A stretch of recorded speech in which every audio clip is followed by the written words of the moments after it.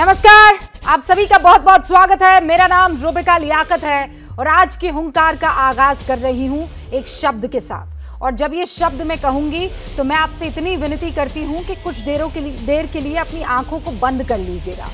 मैं ये शब्द कहूं, अपनी आंख बंद कर लीजिएगा। आपके जहन में क्या तस्वीर उभरती है अपने पास ही रखिएगा, मुझे तो आप बता नहीं पाएंगे, लेकिन फिर इंट्रोस्पेक्शन भी कीजिएगा। शब्द है मदरसा। जी हां, मदरसा। अब सोचिए, मदरसे का नाम सुनते ही आपके जहन में क्या क्या आया है। मैं कुछ ऑप्शंस भी आपके सामने रख देती हूं। तस्वीर नंबर 1, गरीब बच्चों की पाठशाला। तस्वीर नंबर 2, कट्टर सोच की दुकान चलाते मौलाना। तस्वीर नंबर 3, पिछड़ेपन को बनाए रखने की जिद पाले कुछ लोग, कुछ मौलवी। तस्वीर नंबर 4, किसी भी हाल में कुछ भी नहीं बदलने की कसम खाए गाजी। आखिर ये इंप्रेशन क्यों बना है? मदरसों का ये इंप्रेशन आखिर क्यों बन गया है? और जहां तक मैं जानती हूं, देश के बहुत बड़े रिफॉर्मर राजा राम मोहन राय, उन्होंने भी मदरसे से पढ़ाई की, लेकिन उनकी सोच तो बदलाव की थी। मदरसे में वो भी पढ़े। आज की मदरसा वाली सोच जो कहलाई जाती है, जैसे ही आप मदरसा कहते हैं, कट्टरपंथ भी कहीं ना कहीं जहन में आता है, दक्यानुसी विचारधारा जहन में आती है। लेकिन वो बदलाव के दूत बने राजा राम मोहन राय। उन्होंने समाज और देश को दिशा दिखाई। ये तो सिर्फ एक नाम है जो मैं पढ़ रही हूं। लेकिन आज क्या हो रहा है? खबर असम से आ रही है, जहां 3 मदरसों पर बुलडोजर चलाया जा चुका है। अब बुलडोजर चलता हुआ तो दिख गया, लेकिन वहां हो क्या रहा था ये किसी को पता नहीं और पता लगाना नहीं चाहता है। सरकार को यह पता लगा कि उन मदरसों का सीधा रिश्ता अल कायदा जैसे अंतर्राष्ट्रीय आतंकवादी गिरोह से है। यूपी में क्या हो रहा है? सरकार ने बहुत सारा वक्त दिया मदरसों को कि वो ऑनलाइन पोर्टल पर अपनी जानकारी साझा कर दे। 16,808 मदरसों ने अपनी जानकारी वहां पर फीड कर दी, लेकिन 2,300 मदरसों ने बार बार वक्त दिए जाने के बावजूद जानकारी जमा नहीं करवाई है। अब यहीं पैदा हो जाता है ना शक। और आपको तो पता ही है, शक एक लाइलाज बीमारी है। और ऐसा नहीं है कि शक का इलाज भी हो जाता हो और सिर्फ एक ही इलाज हो जाता हो। यह बात समझनी होगी कि उस शक को दूर करने के लिए आपको सच को सामने लाना होगा। सच सामने रख दो, शक फुर हो जाएगा। योगी सरकार यही जानना चाहती है, सच क्या है? क्यों जानकारी नहीं दी जा रही है? क्यों भाग रहे हो सच बोलने से? अगर सरकार से पैसा नहीं ले रहे तो फिर किससे ले रहे हो? बता दो, ऑनलाइन कर दो जानकारी। मदरसे को फंडिंग कहां से हो रही है? फंडिंग का फंडा क्या है? सब बाहर आ जाएगा। लेकिन यहां लोगों को करनी क्या है? राजनीति। समाजवादी पार्टी को राजनीति दिख रही है। देश मुसलमानों के मसीहा जो आजकल अपने आप को कह रहे हैं असदुद्दीन ओवैसी, मदरसा सर्वे जो है उनको छोटा एनआरसी दिखाई दे रहा है। देश में मुश्किलें ऐसे ही कम नहीं है। कुछ और मुद्दा ले आओ। ये नफरत, इसको बड़ा नहीं करना, इसको छोटा करना है। क्या यही रह गया है काम? आज हुंकार में हमारे साथ तमाम बड़े मेहमान मौजूद हैं। उनसे मैं आपका तारुफ करवाना चाहती हूं और उससे पहले एक बड़ी खबर से आपको रूबरू करवा देना चाहती हूं। और बड़ी खबर यह है कि जमानत अर्जी दी गई थी। कार्तिक की जमानत अर्जी जो है वो खारिज हो चली है। कल ही हमने आपको खबर दी थी कि कार्तिक की जमानत याचिका अभी तो खारिज हो गई है, लेकिन कल उनको मंत्री पद से इस्तीफा देना पड़ गया। दागी नेता कार्तिक ने अर्जी डाली थी जमानत की, लेकिन वो जमानत खारिज हो गई है। दागी नेता को अपने मंत्री पद से इस्तीफा देना पड़ा था। पहले कानून मंत्री बने थे, जब शपथ ले रहे थे तब कहा गया कि वारंट उनके नाम पर जारी किया गया था। और शपथ लेने के बाद बड़े लंबे अरसे तक ये चलता रहा कि उनका हो सकता है कि मंत्रालय बदल दिया जाए। तो कानून मंत्री से गन्ना मंत्री बने। कल गन्ना मंत्री पद से भी इस्तीफा दे दिया।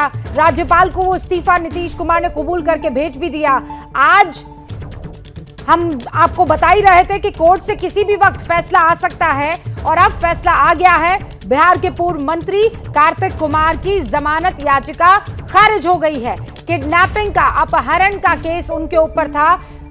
शशांक मेरे सहयोगी मेरे साथ जुड़ चुके हैं, उनका रुख करते हैं। शशांक जी देखिए, उनकी जो अग्रिम जमानत याचिका है यहाँ पर एडीजी 3 के अदालत में खारिज कर दी गई है। सत्यनारायण सिंह भरे की अदालत की यहाँ पे खारिज की गई है।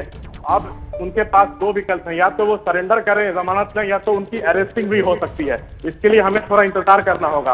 और जहां तक कार्तिक सिंह की बात है, तो आज भी उनके वकील ने कहा था कि हम हाईकोर्ट की तरफ रुख करेंगे अगर फैसला हमारे खिलाफ में आता है। तो फैसला खिलाफ में आ चुका है, अग्रिम जमानत याचिका खारिज हो चुकी है। या तो ये सरेंडर करेंगे फिर जमानत देंगे, या तो उनकी अरेस्टिंग हो सकती है। और ये कार्तिक कुमार का जो कैंप है, जो हमें जानकारी मिल रही है कि हाईकोर्ट का भी रुख कर सकता है। तो उनका क्या ये पूरा मामला थोड़े देर के अंदर क्लियर हो जाएगा कि कार्तिक सिंह के साथ क्या होने वाला है।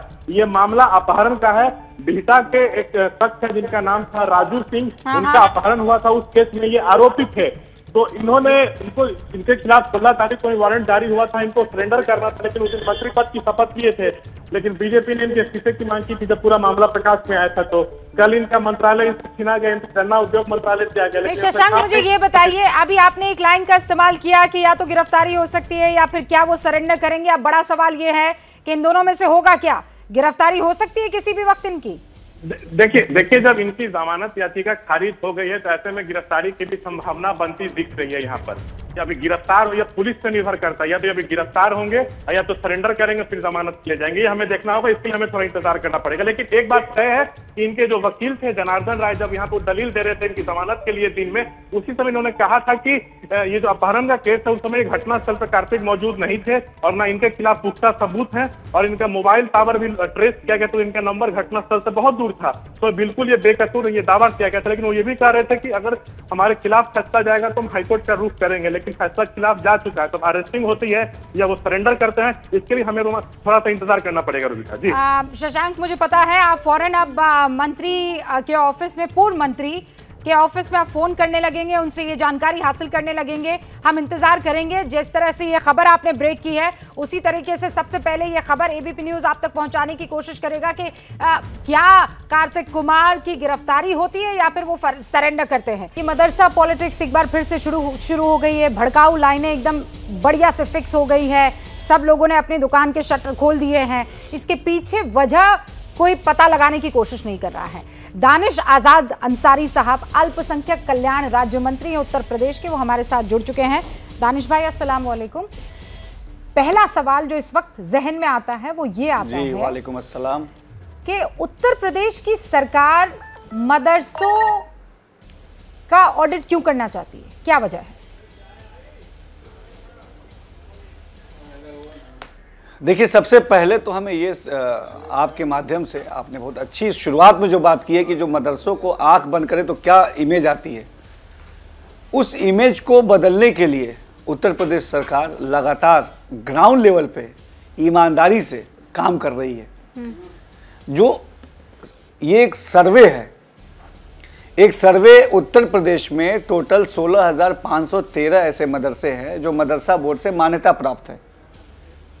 इनके अलावा भी हर जनपद में ऐसे मदरसों की संख्या है जो मान्यता प्राप्त नहीं है। तो ऐसे गैर मान्यता प्राप्त मदरसे जहां बड़ी संख्या में हमारा मुस्लिम नौजवान छात्र पढ़ रहा है, उसकी क्या सुविधा है, उसको क्या क्वालिटी ऑफ एजुकेशन मिल रहा है, उसको अच्छा इंफ्रा मिल रहा है कि नहीं, बेसिक फैसिलिटीज जैसे फर्नीचर, टॉयलेट, स्वच्छ पेयजल, अच्छे टीचर्स ये मिल रहे कि नहीं, ये जानना सरकार के लिए बहुत अहम है।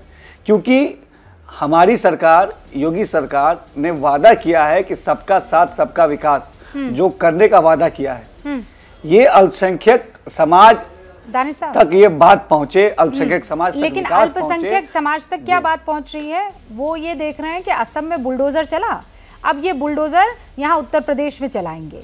आप अपनी कौम को देखिए, आप बहुत बड़े ओहदे पर इस वक्त बैठे हैं, लेकिन आपके पास वो तमाम कौम के लोग और बड़े दानिशमंद लोग आपके पास आते होंगे और ये सवाल आपसे पूछेंगे, तो आप उनको क्या जवाब देंगे? वो ये जो दुकान खोलकर बैठे लोग कह रहे हैं कि देखो डरा रहे हैं मुसलमान को, अब पढ़ने भी नहीं देना चाहते हैं, क्या जवाब देंगे आप उनको? देखिए, एक बहुत इसमें पते की बात यह है कि आम मुसलमान से जब मैं मिलता हूं तो वो आम मुसलमान बड़ा खुश होता है कि योगी गवर्नमेंट उनके लिए डेवलपमेंट के लिए ठोस काम कर रही है। आम मुसलमान ये कहता है कि पहली बार कोई ऐसी सरकार है जो वाकई में ये चाहती है कि अच्छी शिक्षा, बेहतर भविष्य और एक तरक्की की तरफ बढ़ता हुआ मुसलमान हमारे उत्तर प्रदेश का हो। आम मुसलमान के अंदर जो लगातार हमने डेवलपमेंट का काम, मदरसा शिक्षा हो, चाहे अल्पसंख्यक बाहुल क्षेत्रों का डेवलपमेंट हो, चाहे महिला सशक्तिकरण हो, तमाम जगह योगी सरकार ने जो बिना भेदभाव के ईमानदारी से जो काम किया है, नहीं मुसलमानों के अंदर एक विश्वास योगी जी और मोदी जी पे पनप रहा है। हाँ, लेकिन वो आप कह रहे हैं। बात कहाँ है? देखिए, मैं एक लाइन में अपनी बात समझा दूंगा। अच्छा, मुझे बस आप इतना समझा दीजिए कि ये जो मदरसों पर आप इस वक्त कार्रवाई कर रहे हैं या ऑडिट की बात हो रही है, एक टीम को बनाने की बात कर रहे हैं, इससे मैसेज क्या जा रहा है वो भी आप भी अच्छी तरह से समझ रहे हैं। मैसेज ये जा रहा है कि आप मुसलमानों के पीछे हाथ मुंह धोकर पीछे पड़ गए हैं, योगी सरकार और दानिश साहब। इसका जवाब दीजिए मुझे। देखिए, हम जब से योगी सरकार उत्तर प्रदेश में आई है, मोदी जी के मार्गदर्शन में हमने मुसलमानों के तरक्की के लिए काम किया है। इससे पहले जो सपा की, बसपा की, कांग्रेस की सरकार थी, उन्होंने मदरसों के शिक्षा को आधुनिक बनाने का काम क्यों नहीं किया? आज मदरसों में एनसीईआरटी का कोर्स किसी ने लागू किया है तो वो योगी सरकार ने किया है। एनसीईआरटी कोर्स का फायदा हमारे मुस्लिम नौजवानों को मिल रहा है, वो शिक्षित हो रहे हैं, उनके लिए रोजगार के अपॉर्चुनिटीज आ रही हैं, इनके एम्पावरमेंट, वो एम्पावर हो रहे हैं। तो इससे ओवैसी जी को दिक्कत हो रही है। क्यों दिक्कत हो रही है? कि जब मुस्लिम शिक्षित हो जाएगा तो ये जो भड़काऊ भाषण देते हैं या जो समाज का ध्यान भटकाने की कोशिश करते हैं, तब शिक्षित मुसलमान उनकी बातों में नहीं आएगा, इसीलिए उनको ये तकलीफ हो रही है। लेकिन उनको इस बात से तनिक भी दिक्कत नहीं होनी चाहिए। उनको मुसलमानों के तरक्की से खुश होना चाहिए, अगर वाकई वो तरक्की पसंद लीडर हैं तो। और जब भी मुसलमान शिक्षित होते हैं, जब भी मुसलमानों को रोजगार मिलता है, ओवैसी साहब को पता नहीं क्यों दिक्कत होने लगती है।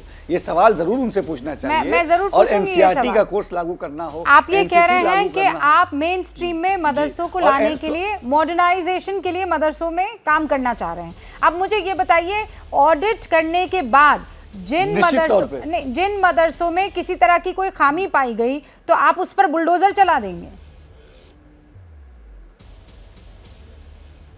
कहीं कोई नकारात्मक चीज नहीं होगी। सकारात्मक तरीके से योगी सरकार मुसलमानों के तरक्की को सुनिश्चित कर रही है।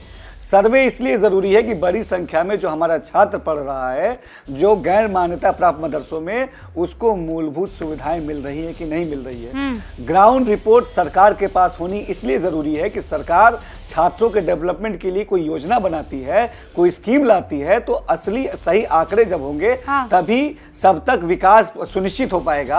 हर छात्र तक विकास पहुंचे, ये योगी सरकार की मंशा है। दानिश साहब, आप ये कह रहे हैं कि विकास की वजह से आप ये ऑडिट करा रहे हैं या ये कार्रवाई आप करने वाले हैं? मैं एक और एंगल पर आपसे सवाल पूछना चाहती हूँ। जो असम में कनेक्शन निकला है, क्या वो भी आप लोगों के जहन में है कि कहीं कोई आतंकवादी कनेक्शन, किसी रेडिकलाइज एलिमेंट के साथ कोई लिंक, ये भी पता लगाने के लिए आप लोग ये काम कर रहे हैं? ये भी मंशा है?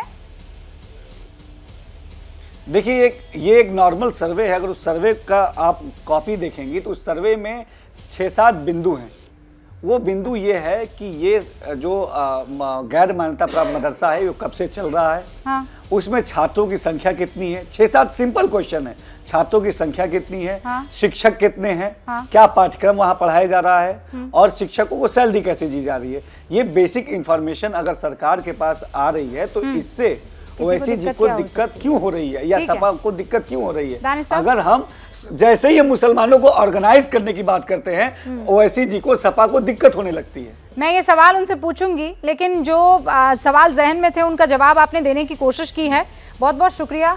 और जो वादा आप कर रहे हैं कि मुसलमानों को मेन स्ट्रीम में लाने के लिए, उन तक विकास पहुंचाने के लिए आप लोग शिद्दत से काम करेंगे, तो उसके लिए ऑल द बेस्ट, बहुत बहुत शुक्रिया। सारे खास मेहमान हमारे साथ बन गए हैं। अभी इस वक्त इस मसले पर बात हो जानी चाहिए कि मदरसों को लेकर जो इमेज बनी है, अगर उसे तोड़ने की कोशिश हो रही है तो किसी को दिक्कत क्या हो सकती है। अजीज खान साहब समाजवादी पार्टी के प्रवक्ता आपको स्क्रीन पर दिखाई दे रहे हैं, अजय आलोक साहब राजनीतिक विश्लेषक, जुनैद हारिस साहब प्रोफेसर हैं जामिया मिलिया इस्लामिया में, सुबही खान हमारे साथ जुड़ गई हैं, सामाजिक कार्यकर्ता है, अधिवक्ता है, वारिस पठान साहब प्रवक्ता हैं AIMIM के हमारे साथ जुड़ चुके हैं, इफ्तिखार अहमद जावेद साहब हमारे साथ जुड़ चुके हैं जो कि राष्ट्रीय सचिव है बीजेपी अल्पसंख्यक मोर्चा के। आप सभी का बहुत बहुत स्वागत है। वारिस साहब, शुरुआत आपसे कर रही हूँ। आपने सुना होगा क्या अभी दानिश साहब कह रहे थे, वो ये कह रहे थे कि आप चाहते ही नहीं है कि मुसलमान पढ़ लिख ले। जिस दिन उसने पढ़ लिख लिया उस दिन आपको दिक्कत हो जाएगी, आप वो बयान नहीं दे पाएंगे, आप मुसलमानों को डरा नहीं पाएंगे, आप मुसलमानों को भड़का नहीं पाएंगे।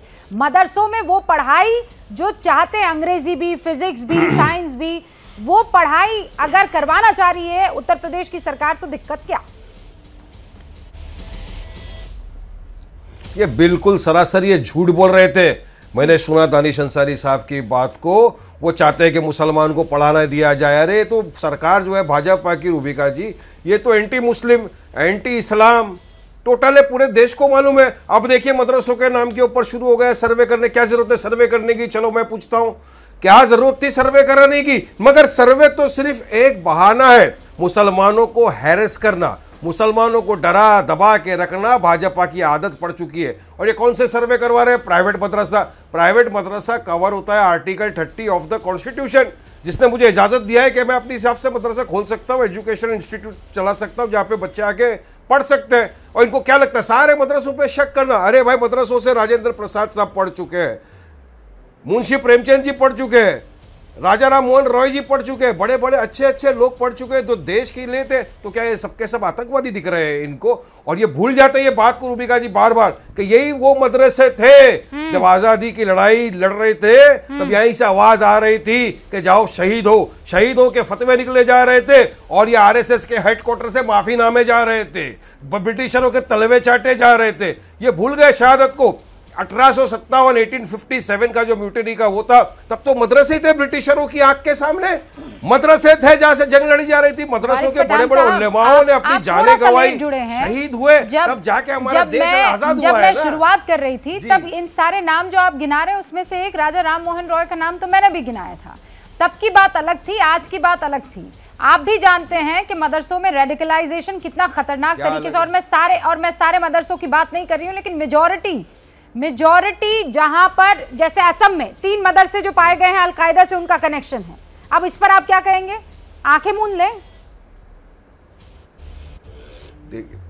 सुनिए, नहीं आंखें नहीं मूंदना है। अगर किसी का अलकायदा से कनेक्शन है, आप उसको अरेस्ट करिए, UAPA लगाइए, सख्त कार्रवाई करिए, लेकिन एक प्रिंसिपल समझिए, उसकी वजह से क्या पूरा मदरसे को उड़ा देंगे? अगर एक स्कूल का प्रिंसिपल रूबिका जी किसी गैर कायदे के अंदर अरेस्ट हो जाता है, किसी भी समझो आतंकवादी गतिविधि में अरेस्ट हो जाता है, तो क्या आप पूरी स्कूल को उड़ा डालेंगे क्या जाके? नहीं ना, स्कूल में तो बच्चे पढ़ते हैं ना, मदरसे में तो बच्चे पढ़ रहे थे ना, और विदाउट दिए नोटिस, विदाउट बच्चे तो पढ़ रहे थे, लेकिन वो प्रिंसिपल पूरे के पूरे मदरसों को उड़ा देंगे, पूरे स्कूलों को उड़ा देंगे। लेकिन वो प्रिंसिपल जो अलकायदा से कनेक्शन रख रहा हो, वो वहां के बच्चों को क्या पढ़ाएगा? यहाँ भाजपा अल्पसंख्यक मोर्चा दिखा रहे हैं, वो क्या पढ़ाएगा? तो आप प्रिंसिपल को अरेस्ट करिए, प्रोफेसर को अरेस्ट करिए, जो मौलाना है इसमें मुफ्तिला उसको अरेस्ट करिए, मगर उसकी सजा बच्चों को क्यों? बच्चों का क्या होगा? हजारों बच्चे मदरसों के अंदर तालीम ले रहे थे, आज वो कहां पे जाएंगे? अरे ये मॉडर्न एजुकेशन मदरसा जो इनके आता है, मॉडर्न एजुकेशन बोर्ड के तहत जो मदरसे आते हैं ना रूबिका जी, जो यूपी में है, वहां पर पंडित जी भी आके मैथ्स और साइंस का तालीम देते हैं बच्चों को। वहां का तो पगार भी नहीं दिया यूपी सरकार ने, मेरी जानकारी के मुताबिक तो वो पगार भी नहीं दे रहे हैं वहां पे, जो मॉडर्नाइजेशन की बात कर रहे थे। उस पर आप बहस कर सकते हैं, लेकिन इस मसले को आप डाइवर्ट क्यों कर रहे हैं वारिस पठान साहब? मदरसे को अपने बारे में, जैसे आप जिस ऑफिस में काम करते हैं, जहां आप बैठे हुए हैं, उसके बारे में आप डिटेल तो बताएंगे ना सरकार को। आप इनकम टैक्स भर रहे हैं कि नहीं भर रहे हैं, आप बिजली का बिल दे रहे हैं कि नहीं दे रहे हैं, आपके पास पैसा आ रहा है कि नहीं आ रहा है तो कहां से आ रहा है, ये जानकारी तो लेना जरूरी है ना। ये कोई इलीगल तो है नहीं, आप ओपन कर दीजिए कहां से आ रहा है पैसा आपके पास। यही तो NRC करना चाहते थे।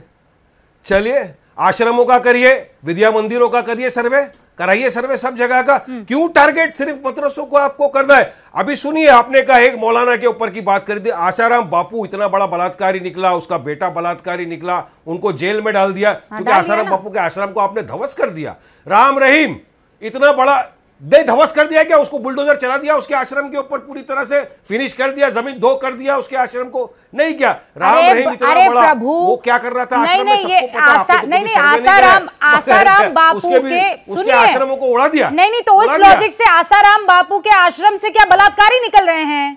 बाबा राम रहीम के आश्रम से क्या बलात्कारी निकल रहे हैं? तो वही तो बोल रहा हूं। तो क्या आसाम के मदरसा से रेडिकलाइजेशन को जोड़ा जा रहा है ना?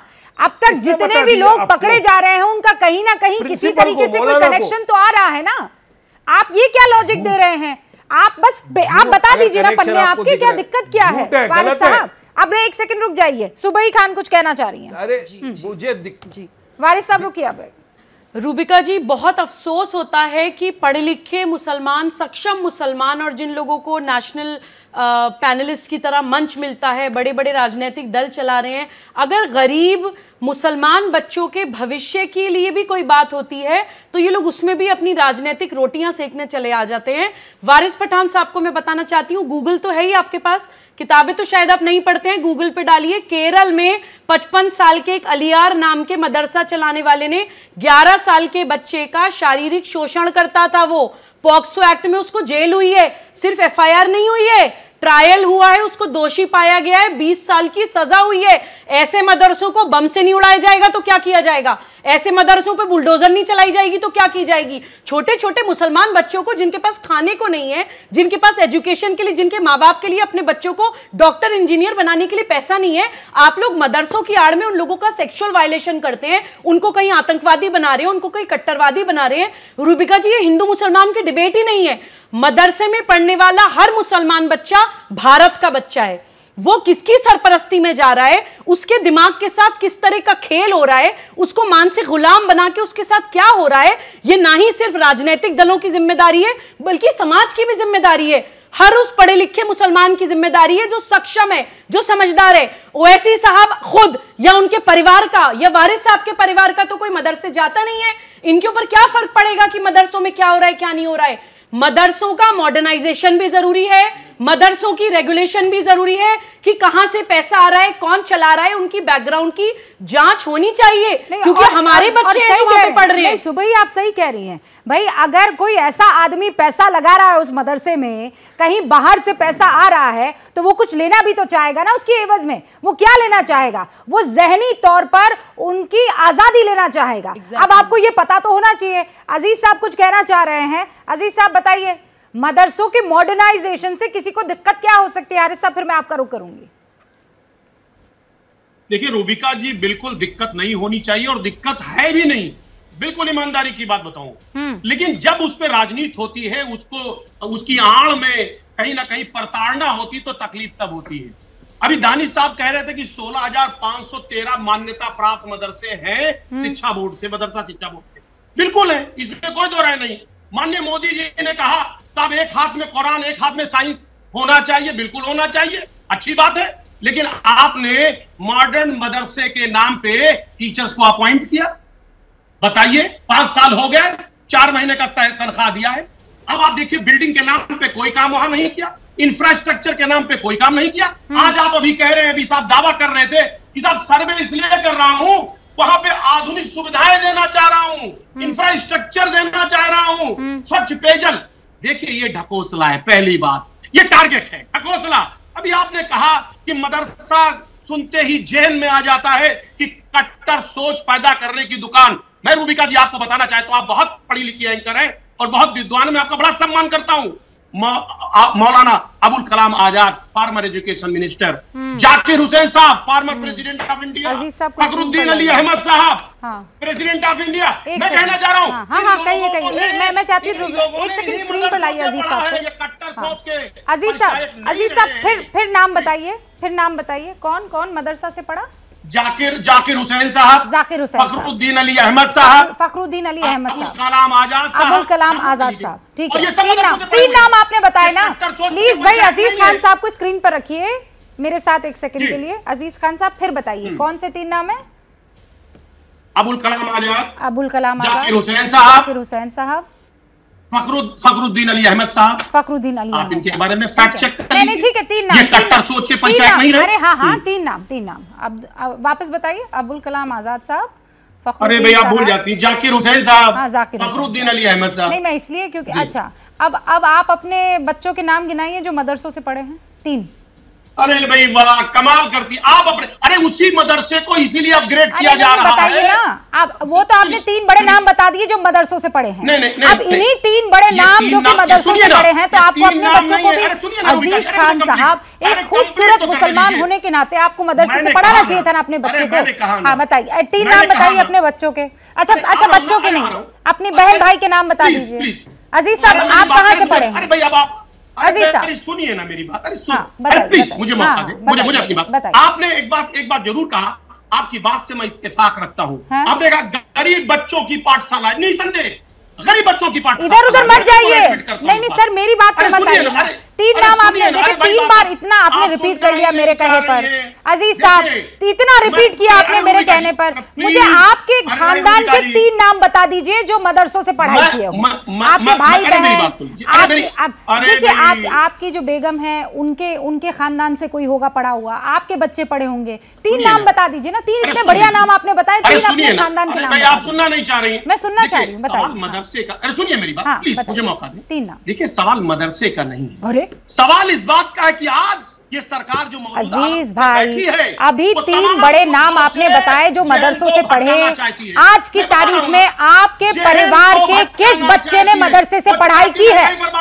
मुझे ये बताइए अजीज भाई, यहाँ बैठकर आप राजनीति कर रहे हैं, अपने बच्चों को मदरसों में क्यों नहीं पढ़ा रहे हैं? अरे वाह कमाल है, अपने बच्चों और आपके बच्चों का क्या मतलब? हमने इतने सारे नाम बताए, मैं कह रहा हूँ ये क्यों नहीं पढ़ा रहे आप? अजीज साहब अपने बच्चे को मदरसे में क्यों नहीं पढ़ाया? क्यों नहीं पढ़ाया? मेरी बात क्यों नहीं पढ़ाया?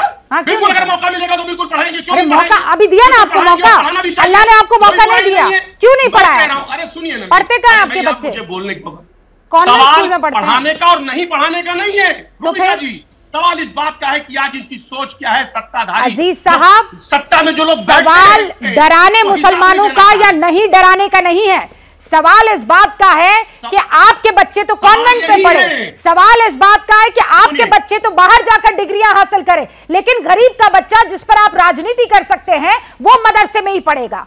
वो सिर्फ अलिफ बे ते से ही पढ़ेगा, वो इससे आगे नहीं बढ़ेगा। आप उसे फिजिक्स नहीं पढ़ाना चाहते, आप उसे मैथ्स नहीं पढ़ाना चाहते, आप उसे इंग्लिश नहीं पढ़ाना चाहते। आप चाहते हैं वो छोटा मोटा काम करे, आप चाहते हैं कि वो पंक्चर ही बनाए, आप चाहते हैं कि वो ठेला ही चलाए। और अगर वो ये काम नहीं करेगा तो आपके भड़काऊ भाषण कैसे सुनेगा? नहीं नहीं नहीं नहीं नहीं, भड़काऊ बातें नहीं करूंगा मैं। मुझे 10 सेकंड का वक्त जरूर दीजिए, आपसे मैं बात करना चाहता हूं, मैं पूछना चाहता हूं। बिल्कुल देखिए, अगर वाकई में मोदी जी की सोच अच्छी है, माननीय योगी जी की सोच अच्छी है, तो मदरसों को क्यों नहीं मॉडर्नाइज कर रहे हैं? उसमें सारी फैसिलिटी क्यों नहीं दे रहे हैं? तो अभी तो बोल रहे हैं कि वो कर रहे हैं। 5 साल तक क्या काम किया? अभी तो बोल रहे हैं वो कर रहे हैं। किताब तनख्वाह तक नहीं दिया, किताबें तो एनसीईआरटी की बातें भी कह रहे थे मंत्री जी, साहब एनसीईआरटी की किताबें चला देने से नहीं है, वहां पर किताबें मुहैया नहीं है। ठीक है, हाँ तो इसके लिए लड़िए ना सर, इसके लिए लड़िए, इसके लिए लड़िए कि मॉडर्नाइजेशन करना। पर ये मत कहिए कि मुसलमानों को डरा रहे और मुसलमानों को टारगेट कर रहे हैं। अजय लोग हम चाहते हैं आप मॉडर्न करिए। हाँ लेकिन करने तो दीजिए ना प्रभु, करने तो दीजिए, शुरुआत तो करने दीजिए, ऑडिट तो हो जाने दीजिए। अजय लोग जी सिर्फ डराने का एक बहाना है, सिर्फ डराना चाहते हैं, वो करना नहीं चाहते। वारिस पठान के मन में, अजीज खान के मन में एक सवाल है, वो ये है कि आश्रम तो ऑडिट नहीं होते, गुरुकुल तो ऑडिट नहीं होते, शिशु मंदिर तो ऑडिट नहीं होते, ये मदरसा ही क्यों ऑडिट करने हैं? एक आम मुसलमान के जहन में ये सवाल है आज की तारीख में। सबसे पहली बात वारिस भाई को ये समझ लेना चाहिए कि आश्रम, शिशु मंदिर, इनको कोई गवर्नमेंट फंडिंग नहीं मिलती है, नंबर 1। नंबर 2, हमारा भारत का संविधान आर्टिकल 28 के हिसाब से कहता है कि किसी भी ऐसे इंस्टीट्यूट जिसको गवर्नमेंट की फंडिंग मिल रही है वहां रिलीजियस टीचिंग नहीं हो सकती है। इलाहाबाद हाईकोर्ट में ये मामला विचाराधीन है, तो कायदे से मदरसे तो होने ही नहीं चाहिए सरकारी पैसों से। एजुकेट आपकी रिलीजियस राइट से आप मदरसा चलाइए, लेकिन सरकारी पैसों से मदरसे होने का औचित्य ही नहीं है। हमारे संविधान के हिसाब से जिसकी किताब वाले भाई लेके बैठे रहते हैं, आर्टिकल 28 पैरा 1 खोल के देख लें। तो अभी जो सरकार करवा रही है, सबसे पहली बात तो ये तो भारत सरकार को और हर राज्य सरकार को विचार करना होगा, क्योंकि इलाहाबाद हाईकोर्ट में ये मामला पेंडिंग कि क्या सरकार, क्योंकि मदरसे में इस्लामिक तालीम की शिक्षा दी जाती है, हमारा कॉन्स्टिट्यूशन कहता है कि जो भी स्टेट फंडिंग हो उसमें कोई रिलीजियस टीचिंग नहीं होनी चाहिए, तो फिर मदरसे का तो औचित्य ही नहीं होना चाहिए सबसे पहली बात। अब प्राइवेट फंडिंग से जितने मदरसे चल रहे हैं, आज उत्तर प्रदेश में 8.5 लाख प्राइमरी स्कूल हैं, 8,500 हायर सेकेंडरी स्कूल है। तो जितने पैसे मदरसे को दे रहे हैं उतने पैसे में और हायर सेकेंडरी और प्राइमरी स्कूल खोल के क्यों नहीं सबको राइट टू सेम एजुकेशन पे लाया जाए, इस पे भी विचार होना चाहिए। इस्लामिक फंडिंग टीचिंग कीजिए, उसकी कोई मनाही नहीं है, बिल्कुल उसके लिए स्वतंत्र है देश में सब लोग। हाँ। लेकिन मॉडर्नाइजेशन और समय के साथ बदलाव और एक बच्चों में, आपके बच्चों में, मुसलमान के बच्चों, हिंदू के बच्चों, क्रिश्चियन के बच्चों, थियोलॉजिकल स्कूल्स का कॉन्सेप्ट फ्रॉम द गवर्नमेंट, ये अगेंस्ट द कॉन्स्टिट्यूशन है, मेरा यही मानना है। एक नया इसी पे सोचना चाहिए और इसलिए सरकार को पूरा राइट है, अगर वो फंड कर रही है यहाँ पर, हारिस साहब जवाब दीजिए कि वो ऐसे स्कूल की ऑडिट करे। समान शिक्षा, सबको एक शिक्षा, अगर आपको उसके अलावा कोई तालीम देनी है तो आप घर पर दीजिए, you are welcome to do it. बिल्कुल, मैं इत्तेफाक करता हूं अजय आलोक जी ने जो बात कही है। उसूली तौर पर सरकारी मदरसे जहां पर फंडिंग होती है उनका ऑडिट भी होना चाहिए। जाहिर सी बात है, गवर्नमेंट पैसा दे रही है तो गवर्नमेंट हिसाब लेगी ना। इन्होंने अभी कहा शिशु मंदिर के हवाले से कि उसका ऑडिट इसलिए नहीं होता कि गवर्नमेंट उसकी फंडिंग नहीं करती है। यहाँ पर बात शायद आप भूल रहे हैं, प्राइवेट मदरसों की हो रही है जहाँ पर सरकार फंडिंग नहीं देती है। अगर सरकार फंडिंग नहीं देती है तो उसका तो ऑडिट नहीं होना चाहिए ना। ये वहाँ की ऑडिट की बात हो रही है।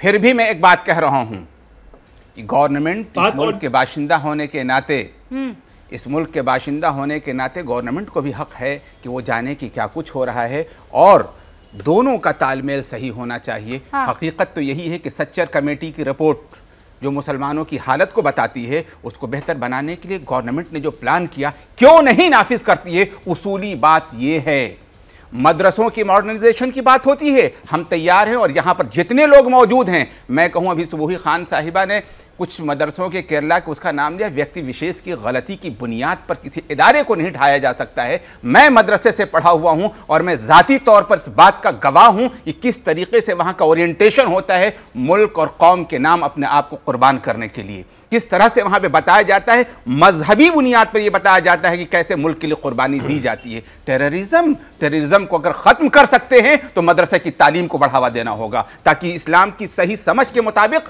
मुल्क की तरक्की हो सके। ये भाषण बड़ा प्यारा लग रहा है, प्यारा नहीं है। मैं मदरसे का पढ़ा हुआ हूँ, इस बुनियाद पर ये बात कर रहा हूँ। प्रैक्टिकलिटी में ऐसा है नहीं, मैं मदरसे से पढ़ा हुआ हूँ। जवाब दीजिएगा, एक सेकंड रुकिए। चेयरमैन भी यूपी मदरसा बोर्ड के हमारे साथ जुड़ चुके इफ्तिखार अहमद जावेद साहब, जो कि उत्तर प्रदेश मदरसा बोर्ड के चेयरमैन है, हमारे साथ जुड़ चुके हैं। जावेद साहब, बहुत बहुत स्वागत है आपका। इस वक्त इस बात को लेकर खौफ है कि मुसलमानों को एक बार फिर से टारगेट किया जा रहा है। बाकी किसी हिंदू संगठन या किसी हिंदू इदारे पर तो ऑडिट नहीं किया जा रहा है, लेकिन इफ्तिखार अहमद जावेद साहब, मदरसों से कहा जा रहा है कि भाई बताओ कहाँ से पैसा आता है, कितने लोग पढ़ाते हैं, कितने बच्चे पढ़ते हैं, क्यों, वजह इसके पीछे? ऐसा कुछ नहीं है।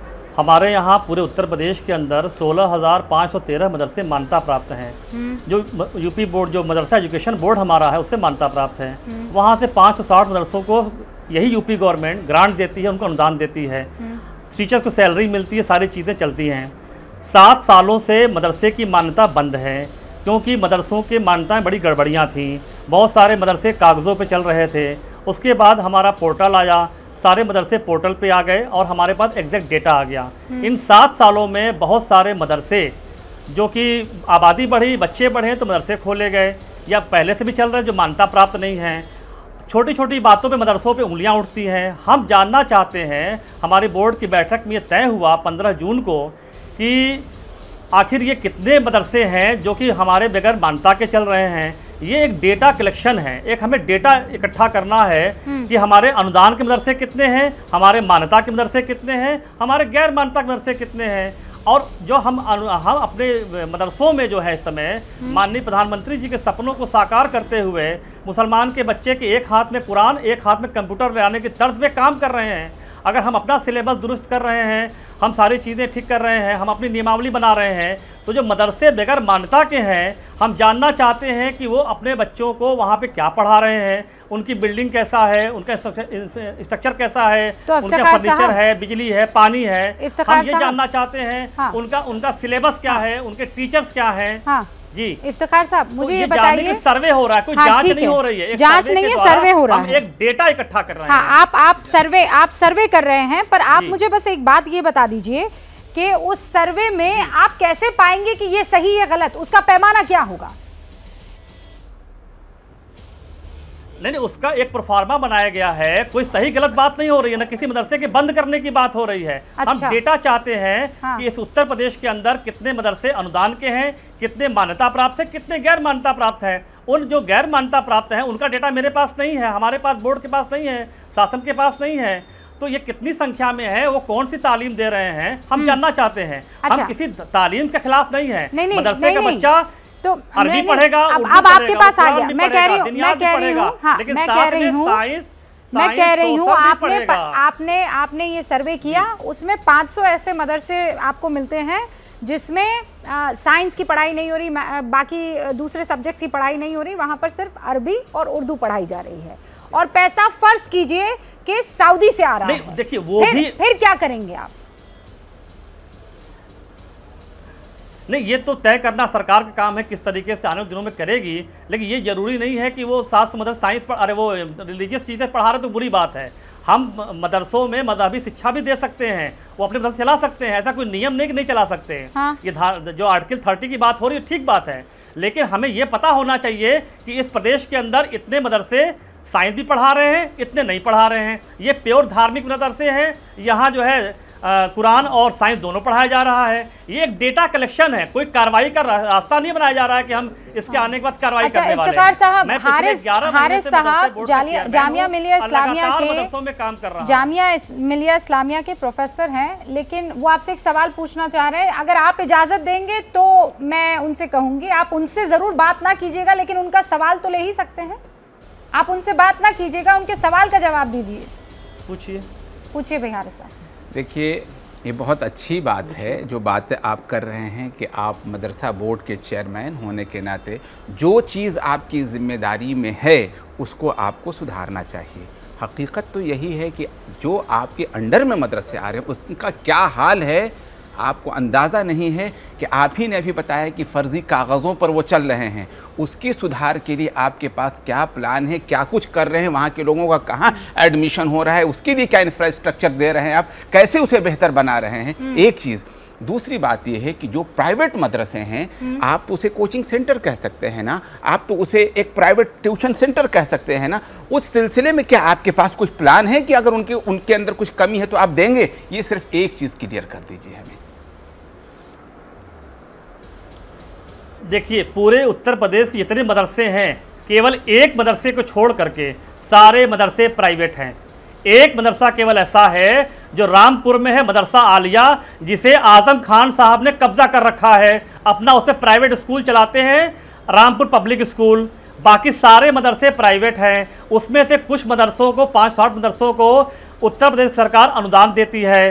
16,500 मदरसे जो हैं वो मान्यता प्राप्त हैं और बाकी जो हैं गैर मान्यता प्राप्त हैं। हम ये डाटा क्लियर करना चाहते हैं कि हमारे 560 तो क्लियर हो गए, ये अनुदान पाते हैं, 16,000 क्लियर हो गए, ये मान्यता प्राप्त हैं, तो गैर मान्यता प्राप्त कितने हैं ये हम जानना चाहते हैं। एक भी मदरसा सरकारी नहीं है, सारे मदरसे प्राइवेट हैं, उनको संस्थाएं चलाती हैं। और हम चाहते हैं कि जो मेरा बेटा पढ़ता है, जो मैनेजर, जितने मैनेजर हैं सबके बच्चे इंग्लिश मीडियम कॉन्वेंट स्कूल में पढ़ते हैं।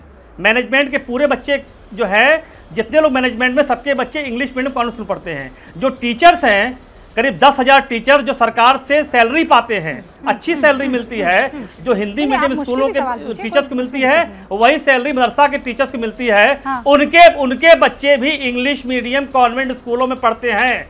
मेरा ये कहना है कि मदरसे में पढ़ता कौन है फिर? मदरसे पढ़ता है गरीब का बच्चा, कमजोर का बच्चा, लाचार का बच्चा, यतीम का बच्चा पढ़ता है, उन बच्चों को भी वही खुशियां मिलनी चाहिए जो हमारे बच्चे को मिलती है, जो मैनेजर के बच्चे मिलती है, जो टीचर के बच्चे को मिलती है। वही खुशियां हम मदरसे के बच्चों को देना चाहते हैं। मदरसे का बच्चा ठीक है सर, अरबी भी पढ़ेगा, कुरान भी पढ़ेगा, हदीस भी पढ़ेगा, यही तो चाहिए सर, साइंस मैथ सोशल यही तो चाहिए। कंप्यूटर शानदार अंग्रेजी बोलता हुआ बच्चा कुरान के वर्सेस भी ऐसे पढ़े कि मजे आ जाए, आनंद आ जाए। चेयरमैन साहब, मैं आपको बताऊं, अभी आपने रामपुर का जिक्र किया, मेरी भतीजी जामिअतुस सालिहात रामपुर से पढ़ी, उसके बाद उसने मास्टर किया, बीएड किया, मुख्तलिफ चीज़ों को किया, बहुत अच्छा, सब कुछ उसका अच्छा है।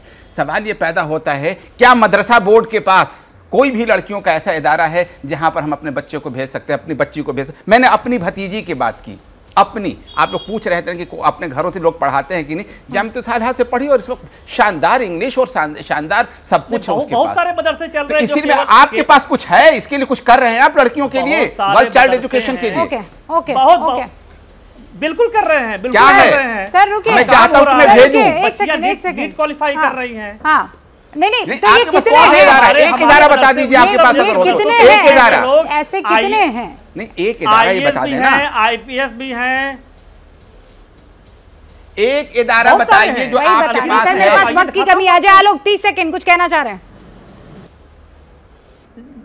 बहुत सारे मदरसे काम कर रहे हैं, एक इदारा बताइए। मैं बस ये कहना चाह रहा हूँ कि ये बहस जो हम कर रहे हैं इसका मतलब नहीं है, क्योंकि गुवाहाटी, एक मिनट, गुवाहाटी हाईकोर्ट ने बिल्कुल ये निर्णय दे दिया है कि जो भी सरकारी फंडिंग से मदरसा चलते हैं उनको सरकारी स्कूलों में कन्वर्ट किया जाए। नंबर 1, क्योंकि रिलीजियस टीचिंग गवर्नमेंट फंडिंग से नहीं हो सकती है, ये आज नहीं कल पूरे देश में लागू होगा ही होगा, क्योंकि हाईकोर्ट, गुवाहाटी हाईकोर्ट का निर्णय आ गया है। अब या तो सुप्रीम कोर्ट पलटे इसको। इस नजरिए से प्राइवेट पैसों से चलने वाले मदरसा की मॉनिटरिंग और भी आवश्यक है, ताकि सरकार को पता रहे कि क्या पढ़ाया जा रहा है, कितना पढ़ाया जा रहा है, कैसे पढ़ाया जा रहा है। ये सरकार को हक है जानने की, और ये देश का भविष्य का सवाल है, क्योंकि वो बच्चे इस देश के भविष्य। बेहतर रहेगा कि सरकारी स्कूल में कन्वर्ट हो, बाकी जिसको अपना थियोलॉजिकल क्लासेस लेनी है मेरे पास ना वक्त की इतनी कमी है, मुझे बार बार कहा जा रहा है कि हम वक्त क्रॉस कर गए हैं। हाँ हारिस साहब, हम इस पर और बहस कर सकते हैं, लेकिन मैं एक बात तो समझ गई हूँ, एक पेज पर तो हम लोग आ ही गए हैं कि मदरसों को मॉडर्नाइज कर देना चाहिए। अब उस मॉडर्नाइजेशन के लिए कितना जल्दी काम होता है, ये बड़ा सवाल है, और वो जल्दी हो जाना चाहिए। बीच में जो अड़ंगा डाल रहे हैं उनको टाटा बाय बाय किया जा सकता है। बहुत बहुत शुक्रिया आप सभी का। जैसे ही घड़ी का काटा दोपहर 2:30 पे आए, बबीता जी का दिल सास बहू साजिश के लिए मचल जाए। और ये है इनकी बहू, पूरे दिन ऑफिस की टेंशन हो जाए गॉन जब ये करें अपना फेवरेट शो फ्री टाइम पे ऑन।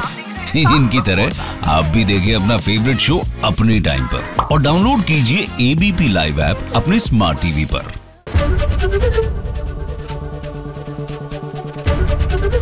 एबीपी न्यूज आपको रखे आगे।